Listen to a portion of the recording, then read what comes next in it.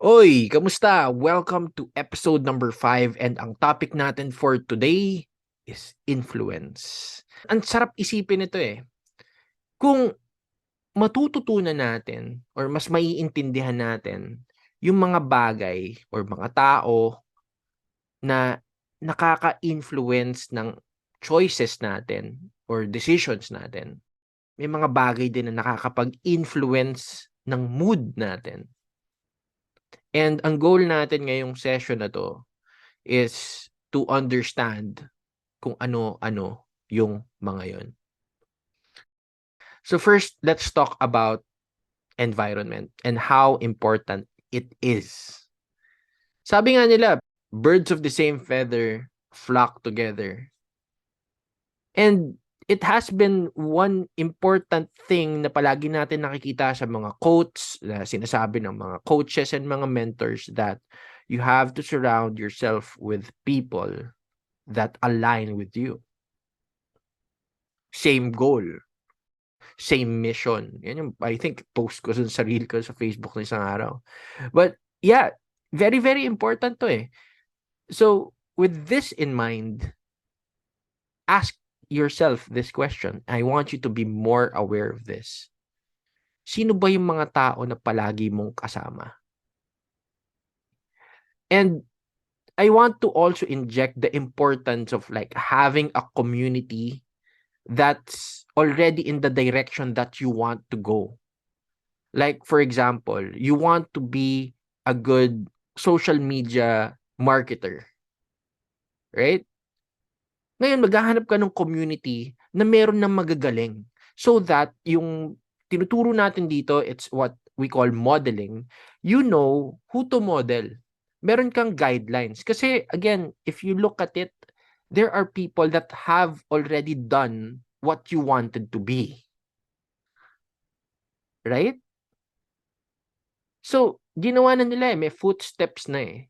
All you need to do is to get to understand what work did they do to get to where they are right now. And if you're willing to do the work to get to that point. Tingnan natin influence. Sino ba yung mga tao nakaka-influence sa'yo? I think one workshop that I did before, this is the question that I asked. Define a leader. Sabi nila, a leader is yan, charismatic, meron yan influence, meron yan, may mga taong sumusunod sa kanya. Okay, okay. So if you were to list down like 2 to 3 leaders you could listen to, adore, or follow, sino-sino yung mga yon? Now, the importance of this question is if you could highlight or enumerate a top leader for you, check why. Bakit? Bakit siya? Right? And how is this person influencing you in a way? Because you got influenced. Right? So, balik tayo dito sa topic natin ng influence. Maliban dun sa modeling, which is very, very important, look for people. Again, let me reiterate, look for people that are already there. Yung kung ano man yung goal mo, tingnan mo, may mga tao nang gumawa nun eh. I-check mo yung path nila, yung patterns, yung behavior na ginawa nila para at least susundan mo na lang. Right? And make the decision to actually put in the work to get there. Next naman, environment. I've worked with some clients, I think a couple of months ago. Ang nagiging concern nila was where they are right now. Kung nasan sila nakatira or saan yung position ng kwarto nila. Minsan kasi, ang nagiging bottleneck, yung workstation nila, nandun din katabi nung sa anak nila. So, sa work niya, kailangan niya ng medyo focus and attention, peace and quiet. Unfortunately, the work area is like also the playpen. I mean, doon naglalaro yung anak niya sa tabi niya eh. So every time that he gets the focus that he needs, ang nangyayari is napuputol palagi dahil biglang iiyak yung bata, right? Now, the suggestion was to actually go outside, change the location of work, right? Tingin nyo ano yung naging resulta? Once the person changed the location where they worked, tahimik, tama, he got more work done. Right? So, malaking bagay din yung influence nung area. I mean, if you have a location that makes you feel at peace, makes you feel happy, makes you feel tranquility, right? Saan yung mga location na yon?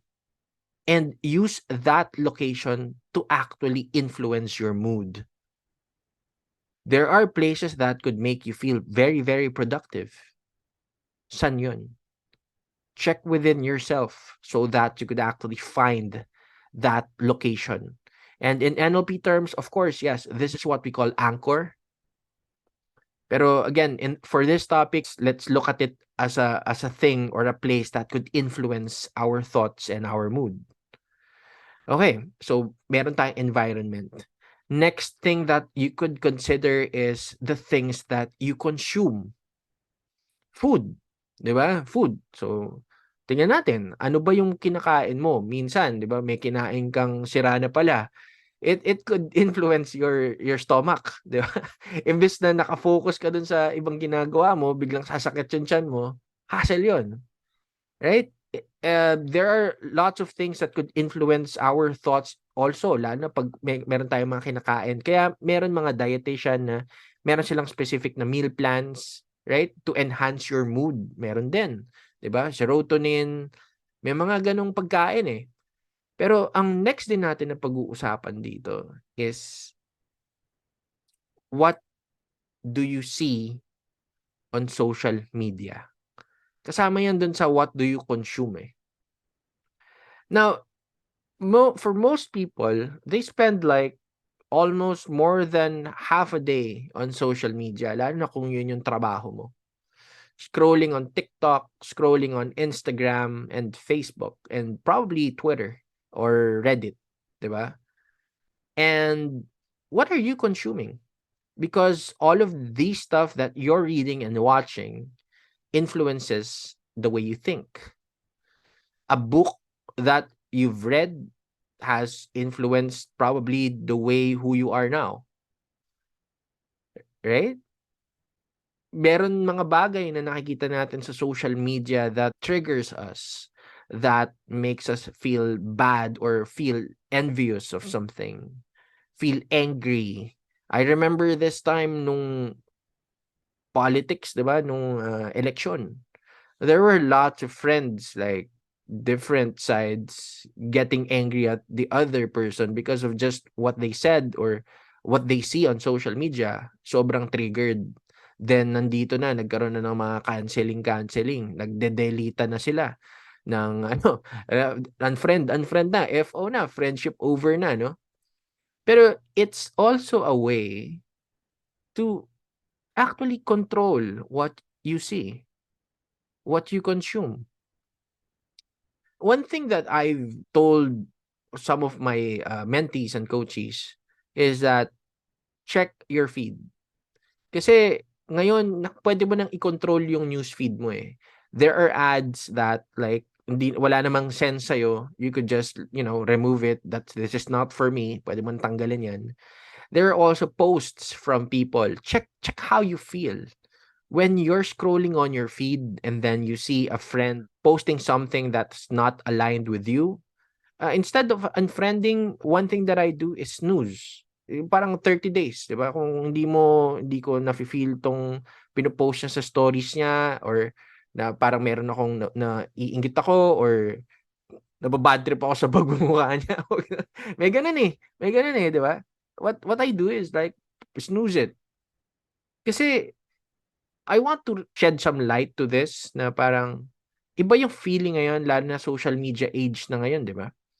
Na 'pag nag-unfriend ka ng tao, medyo medyo masakit. Medyo, "Uy, ba't ako na-unfriend? Eh, kaibigan ko 'to, eh. Ba't ako in-unfriend?" Right? So, ang daming papasok sa isip, magkakaroon ng tampuhan. Dati wala naman issue 'yun kung in-unfriend ka sa social media, wala lang, okey lang. Pero right now, social media is like tied to us already. It has a strong hold on us. It's super influence yan, right? So, putting a person on like snooze would work. Hindi naman nila malalaman yon. Pero what I'm saying is you controlling what you're seeing. So for Facebook, yeah, for Instagram, yeah, you could like unfollow kung sobrang hindi talaga aligned sa'yo, you could unfollow. And then for like TikTok, what I do is feeding the algorithm. What do I mean by feeding the algorithm? I think I talked about this on the previous episode. Feeding the algorithm means that you just specifically like certain content. You could search for certain content, like it, stay put ka ng mga more than 30 seconds so that you could tell the system that you want to consume more of these content. Same with YouTube. Nagbibigay sila ng recommended videos for you to watch, di ba? So as the more you go deeper and deeper into that rabbit hole, yun lang yung ipapakita nila sa'yo. My TikTok feed, it's more of like spirituality, it's more of like crypto, it's more of motivation, it's more of mindset, hypnosis, how to work with the mind. It's more on hacks, it's more on marketing, because that's what I'm feeding my TikTok. So every time I scroll, it is something very, very interesting for me because I get to learn something new every day, right? And because I get to learn something new every day, I get to share these learnings that I've understood to the people that I work with or the people that I get to influence. It's a very, very nice thing. Let's connect this to the main topic. Sa music naman, what you listen to. It's really weird that when you feel like malungkot, tama, minsan lalo ka pang makikinig ng mga malulungkot na kanta. Nag-break up, na busted, right? And then you listen to more love songs instead of like being happy listening to happy music. You more or less consume more content about sadness and loneliness for some reason. Di ko rin ma-explain. Di ko rin ma-explain. Siguro magtanong kayo sa mga psychologist to explain that. Pero yeah, that's really I'm really curious about that. Pero here's the thing. Ano yung mga music na could give you a certain feeling? For example, you want to feel more productive, what kinds of music can help you? Siguro list down mo 'yun or gumawa ka ng playlist, productive playlist, 'di ba? Meron din, 'di ba, 'pag nag-e-exercise ka, naggi-gym ka, meron din specific na music that could like raise your heart rate, 'di ba? Saya eh. So if you know what influences you and what influences your mood, you can probably control yourself more. And this is by understanding yourself more. Right? That's why this is self-talk. So, again, balik tayo dun sa music that influences you. So, list down for anong feeling yung mga gusto mo. So, for feeling of happiness, list down like 5 songs. Create a playlist for that. Kung mas marami pa, then nice. Kung gusto mong magising or maging productive, listen to like, yung iba, they listen to like brown noise. For some, they listen to lo-fi music. They listen to anime music. It really depends. Iba-iba ang tao eh. Iba-iba ang tao. So, other stuff, yan, okay yan. Next is, like, nasabi ko na, yung sa TikTok, yan, how you feed. So, social media nyo. Next is like series or movies. Yan. So, i-check nyo rin. Depende yan dun sa gusto ninyong ma-feel. So, if you have, you pinpointed a feeling na gusto mo for the day, you could watch like a movie that could just make you feel good on a day na sobrang stressed ka. So, hassle, di ba? Yung sobrang stressed ka na, tapos pag uwi mo, maglalaro ka ng game like called Elden Ring na sobrang hirap. So, stress ka na nga, na-stress ka pa rin dun sa laro. Stress na yung buong araw mo. Right? So, do the opposite. If you're stressed, do something that would make you feel relaxed or make you feel good, make you feel better. right? So having like a playlist that could help you relax, that's one thing. Watching a movie that's like chill lang or slice of life, right? Makes you a movie that makes you laugh. That could be one thing. That could change the tone of your day. So influence pa rin yan eh. Influence pa rin yan eh. Now, let's go to the other side of things. Kasi what we talked with earlier is the environment, no? Yung outside influence sa'yo on how you make your decisions, right? So isa-isahin ulit natin, no? Mga tao sa paligid mo, lalo na yung mga sobrang dikit sa'yo, like parents mo, your partner, your girlfriend, boyfriend, kapatid mo. These are strong influences eh. Right? Next in line diyan yung mga nakakausap mo sa labas, yan mga workmates mo, schoolmates mo, yung mga nakakasalubong mo sa kanto, what you see on social media, mga artista, yan na yung outside influences na yan. So, be aware of what influences you. Okay?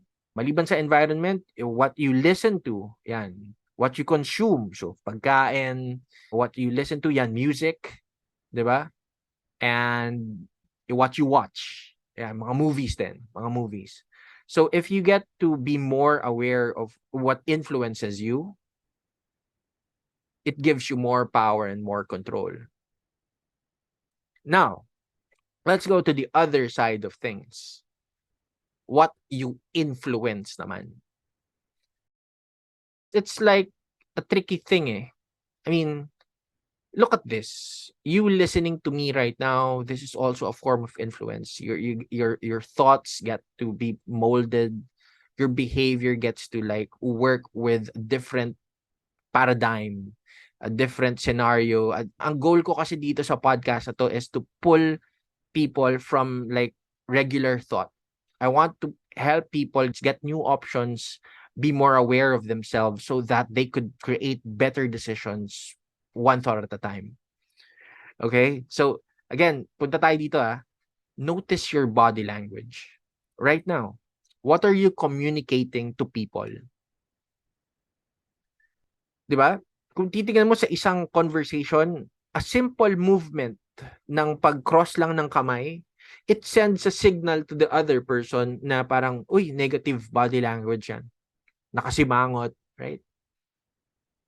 By simply shifting your body language, it's already influencing the other person on how he perceives you.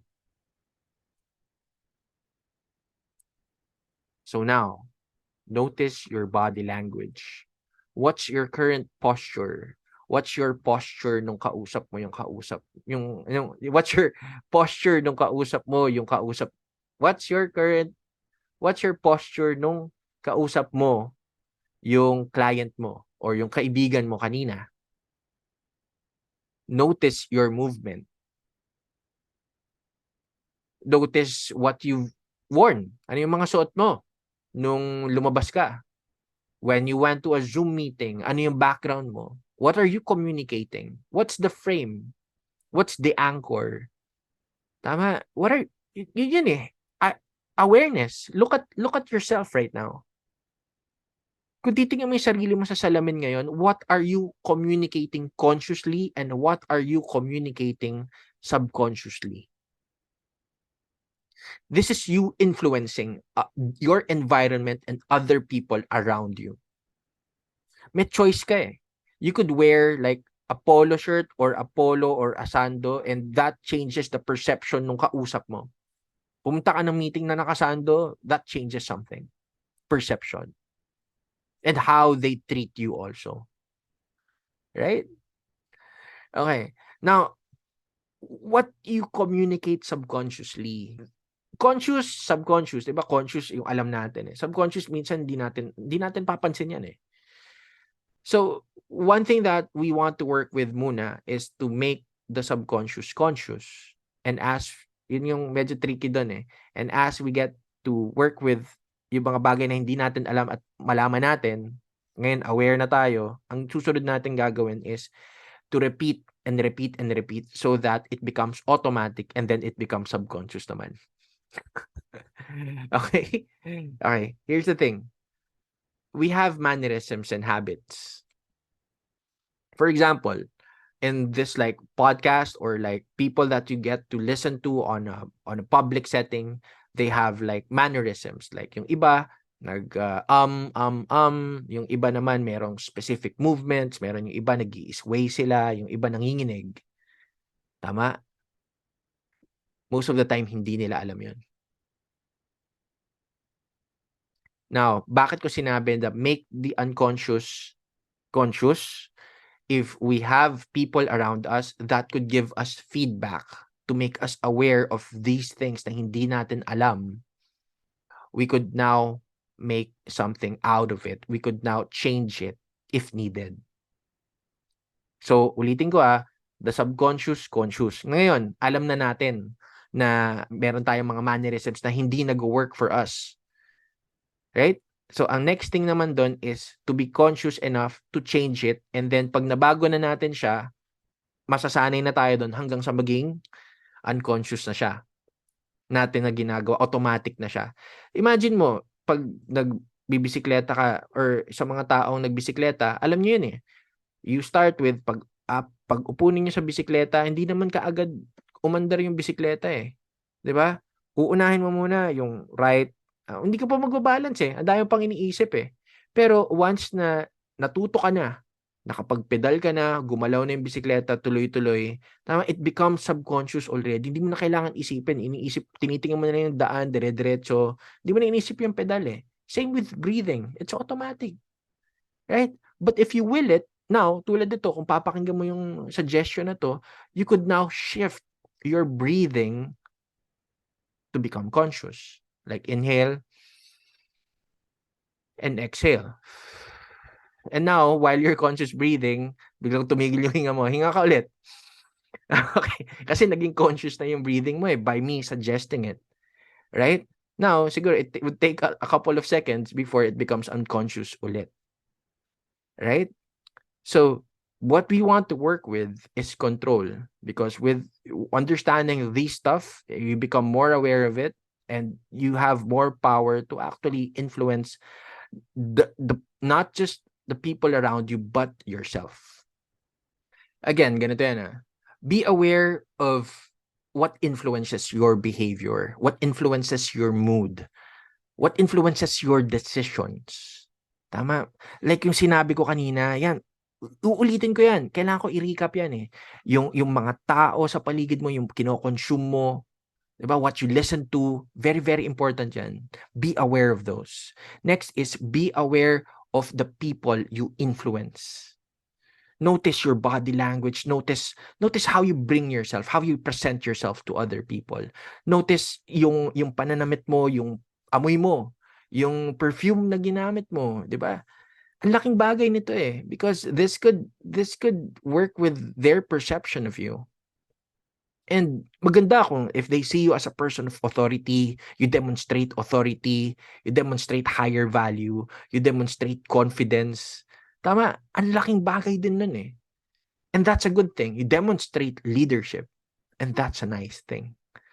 And as you get more aware of this, lalo na sa mga pakikinig nitong mga session natin dito, kaya nga hindi ko na sinabing episode eh, sinabi ko na session.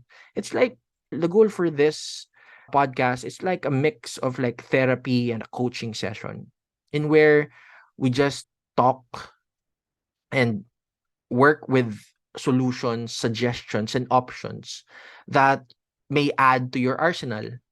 Episode 4 natin, pinag-usapan natin tools and like techniques and tricks, tips. Tama? So if you have more options, marami kang wisdom na baon dyan. When you get to talk to like people in front of you or people you influence, marami kang masasabi. These thoughts, these insights could lead them, the people around you, to like a better place if you really want to help them. Right? And yeah, last thing, having more control over yourself is a power in itself. Kita-kits. Cheers.